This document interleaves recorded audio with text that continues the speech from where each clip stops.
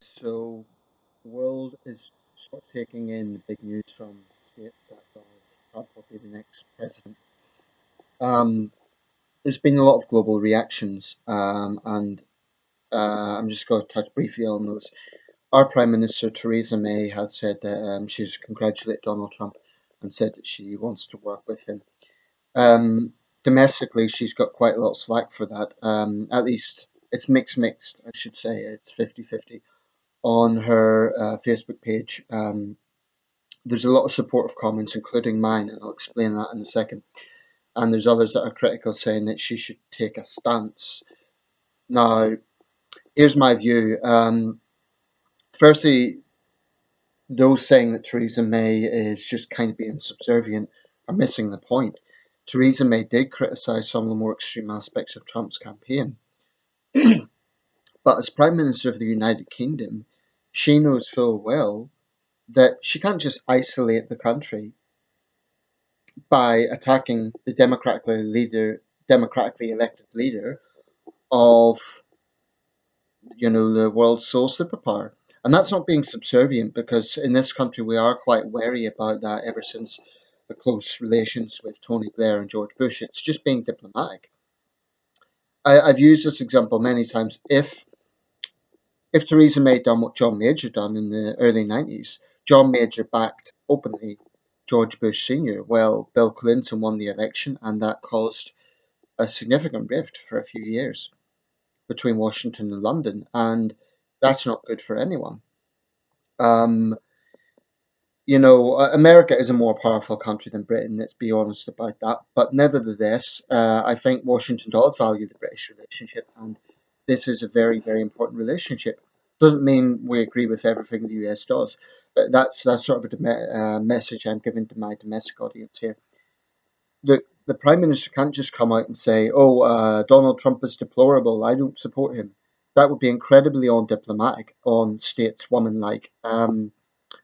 And Justin Trudeau's done the same thing. Again, Justin Trudeau is hardly a fan of Donald Trump, but he knows he's going to have to work with him.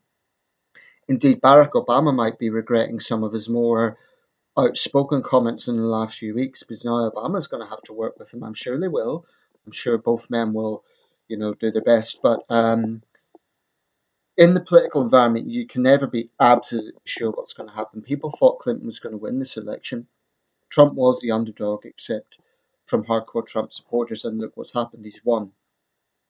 So that's a bit on the world reaction. And everyone's going to have to work with him. Pena Nieto in Mexico, Holland and France. Holland's facing his own serious test of leadership. Angela Merkel in Germany, and of course Putin and Xi. Um, so this is politics. You can never be absolutely sure what would happen. This does not mean that Theresa May is subservient. She can still disagree with Donald Trump. She can still speak against him. But it is a states person like thing to do, that when someone is elected, you congratulate them. That's not subservience. It's just being diplomatic. Um,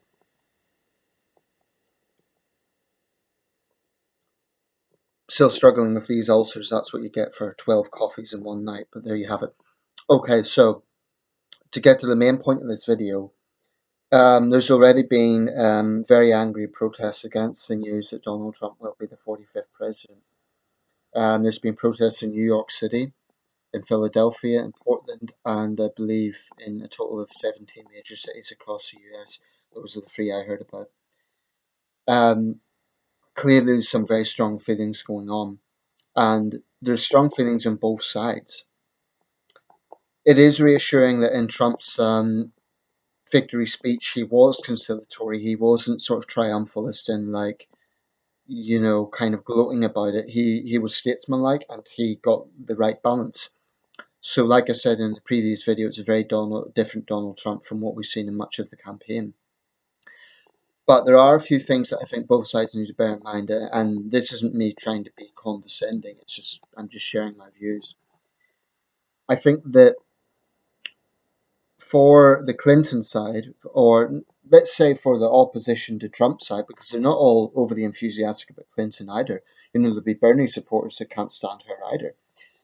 Let's say for the anti-Trump side, firstly, in a democracy, people have a right to express anger and dissent.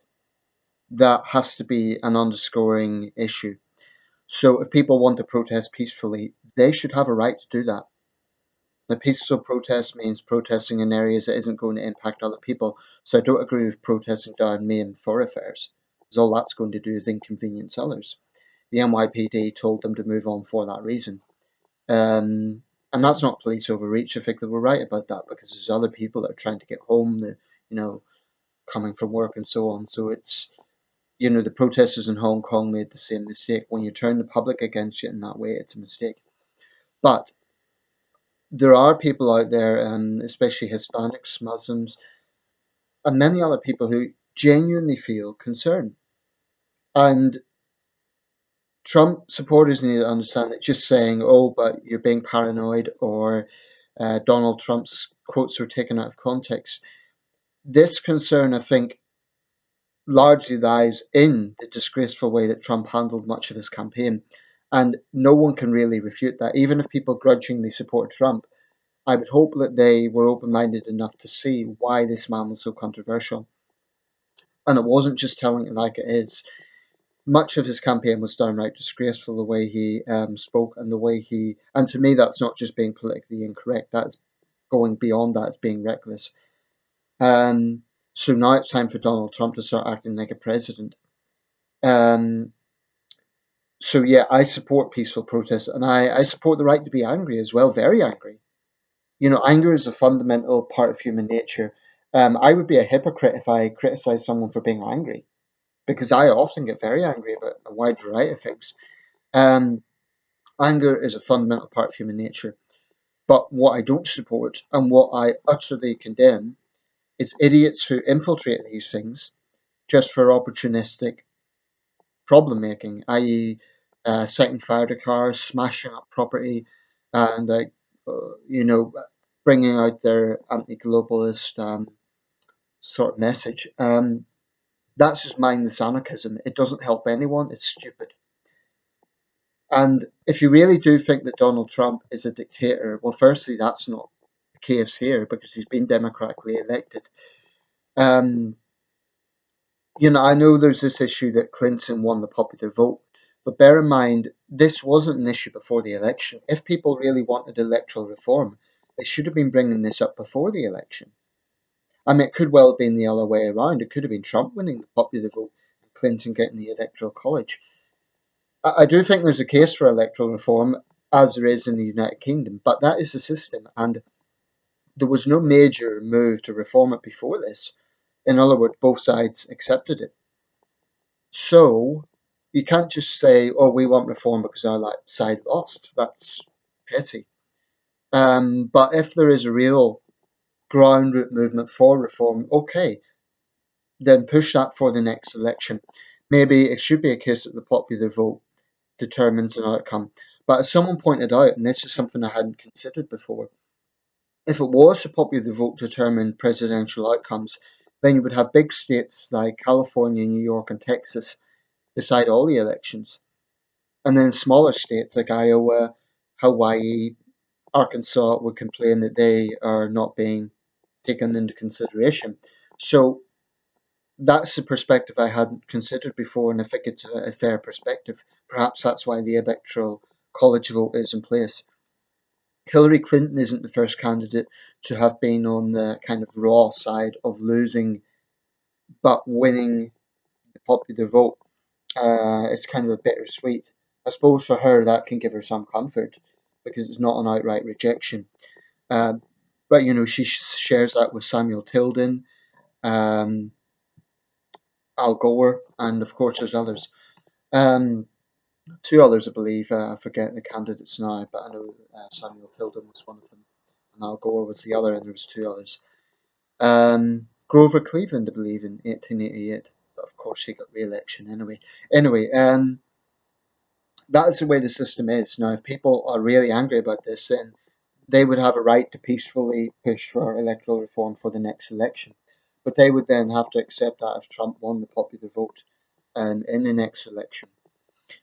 I just don't think it is helpful to anyone to be, causing disturbances. And unfortunately, when that happens, it overshadows the majority of peaceful protesters. Because the downside to this is hardcore Trump supporters will say, firstly, you're sore losers, and secondly, they will assume that all Clinton supporters are violent anarchists, which of course is not true. So, unfortunately, when the violent anarchists infiltrate these things, and I don't apologise for using those terms, because it's almost always the same people, the likes of Black Bloc, which is a notorious anarchist group, and others, who infiltrate these things. The truth is, they don't really care about Hillary Clinton. What they care about is having an opportunity to cause destruction. And I include Black Lives Matter in that. They say they're peaceful. I don't believe that they are. Um, and incidentally, there are certain moves that are not necessarily violent, but nor are they peaceful. Because if you're blocking a highway or an airport runway, it may not technically be violent, but it's disruptive and it's incredibly selfish. And in my view, it's utterly counterproductive. So I would basically say both sides need to have some understanding here, and a lot of people have said it. Arnold Schwarzenegger said it. Miley Cyrus said it. She was very tearful. She's obviously a Clinton supporter. To her credit, she did say that we need to be open-minded. She was talking about her side. Um, and yeah, that's the only way that's going to go forward. There is a space for anger, and there has to be that anger has to be defended insofar as in a democracy people have a right to be angry. People do not have a right to threaten others, yell in people's faces, and just cause disruption. And the truth is, there are extremes on both sides. I have seen Trump supporters kind of pontificating and saying, "Oh, look, it's just the left that do this." That's not true. There are extremists on the Trump side as well, and there have been. And that's just a fact. There have been extreme Trump supporters who have been getting up into people's faces, yelling at them, assaulting people. It works both ways, and I condemn, as a centrist, I condemn both sides. I have always taken the position that if you're going to condemn extremism, you have to condemn it across the board. That's what I try to do. And I'm not saying that people who are angry are extremists. People have a right to be angry. Because I guarantee you, if Hillary Clinton won, the Trump supporters would be furious. They would be protesting. There was Trump supporters in, I believe, Arizona who were talking about stockpiling arms. I mean, that is not exactly peaceful protest either. So this works both ways. Um, of course, I'm British. This is all the perspective of an outsider. I may not necessarily know what it's like to be on the ground, so to speak. Um, But people can be passionate and angry whilst also being tolerant. You know, there's certain opinions in this country I cannot stand. But I know that if someone has different politics to me, I can't just go up and assault them. I can be angry, I can think that they're ignorant, I can think that they're full of shit, and I can voice those things, but people need to understand that you have to put a country above any political party. And when I see people burning the American flag, they're not doing Hillary Clinton any favors. I mean, for all her faults, Hillary Clinton is a patriot. She loves her country. And if they think that people are honoring her by burning the American flag, that's disgraceful behavior. I would feel the same way if I saw people burning the British flag or whatever. Flag burning, you can't turn around and complain about victimization if you're going to burn the flag of your own country. Because then you're putting yourself in a position saying, I don't respect this country, whilst at the same time demanding the country respect you. That's stupid. If you see problems in society, by all means protest, by all means. By the way, one thing I want to say, a lot of right wingers are saying, oh, all these people are unemployed, they're on welfare, etc. A few things about that. Firstly, it's not true. It's factually not true. Many Clinton supporters are working people. They're educated. They have jobs. But here's the thing that I would also say: just because someone is unemployed doesn't mean they suddenly lose democratic rights. Just because someone is unemployed doesn't mean they don't have a right to protest. And we have the same mentalities here among right wingers that if someone's unemployed, oh, they can't protest. That's nonsense. That's total nonsense. If you are a citizen of a nation, you are entitled to that nation's core principles: free speech, right to protest, etc. No one has the right to break the law. But that's something that bugs me. Like, if you're unemployed or you're on welfare, you've no right to protest. Now, I guess the rationale is you're getting money from the state, so shut up. But, I'm not an expert on the American welfare system, but I imagine it is somewhat similar to ours. And it is not fun.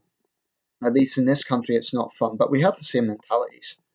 And I don't want to get too much off track, but I saw someone on the Theresa May page saying, oh, well, in this case, he was talking about Brexit. All the Remainers are lazy unemployed. Well, again, that's not true. But even if there were unemployed people voting Remain, actually a lot of them voted to leave, but that's beside the point.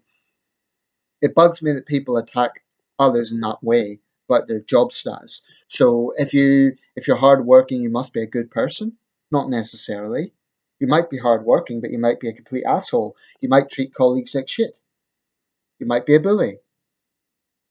You know, I know this is will stand me out, and I know it's not a popular thing to say, but I do not equate hard work automatically with making you a good person. You might be good at your job, but it does not make you a good person. Anyway, I'm going to go off on a tangent if I go down that line. But yeah, I do feel strongly about it because I know what it's like to be unemployed, and I'm a law-abiding citizen. I try to play a part in society. I try to contribute to society. I've worked in the voluntary sector. I haven't been paid for it, but I'm contributing to society. So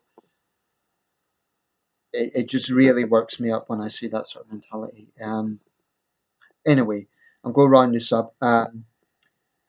Donald Trump is the 45th president of the United States, so those who don't want to accept it, they'd be doing themselves a favour by just accepting it now, because otherwise they're just going to be miserable for months trying to change something that isn't going to change. It's better to accept the fact and work to get your side into office in 2020.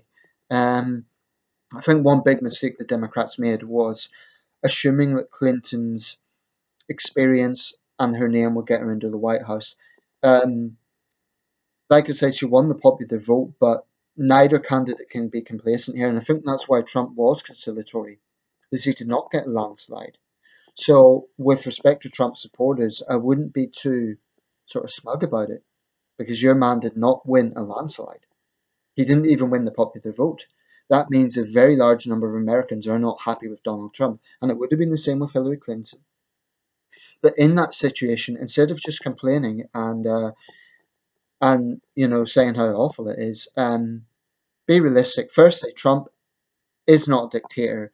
Yes, he has acted like one at times with some of his rhetoric, but this is going to be a peaceful transfer to power. We're not going to see Democrats rounded up, and I really don't think that's going to happen. Because this is a man who knows he has won on a knife edge. So Trump is going to be in a real uphill battle in 2020, whoever the Democrats have opposing him. And I think he's going to be a one-term president. That's my own speculation. Why? Because this one has been such a knife edge election. He hasn't won a landslide, and I think the Democrats are going to have someone who's more, well, less controversial. Someone like Cory Booker, Andrew Cuomo, maybe Elizabeth Warren, although her age may go against her. I don't know, but I I think the Democrats could pull through in 2020 because when a president wins on this sort of margin, it's very rare that they get a second term. Um, and like every practical person, I want Trump to have a successful presidency. I don't agree with a lot of his policies, but he has a very tough job ahead, and it's no good just people saying how awful he is and so on. Incidentally, I got a few newspapers today. People might be interested in seeing how the British press are covering this. This is the London Times. The Daily Mirror, which is a left-wing newspaper, and the Sun, which is a right-wing newspaper. That's a funny one. Had to buy it. Um, so there you have it. Incidentally, the fact that I'm buying those doesn't mean I support them. It's for historical posterity. Okay, so that's it. I know this has been a longer video, but I think there was a lot of things I had to say. One last thing, it's got nothing to do with American politics or this election. There was a disaster yesterday in Croydon. 7 people were killed in a tram incident. It's still being investigated, but it sounds like the driver lost control and it was going too fast. Had it been any other day, that would have been major news. And 7 people killed, 51 injured, so it is a major incident in Croydon in South London. As I understand, it's the worst tram incident in this country in 50 years. So my thoughts are with all those caught up in that. It's an awful way to die, and the driver's been arrested. So I don't know what's happened, but yeah, thinking of all those caught up in that tragedy. Okay, thank you for watching.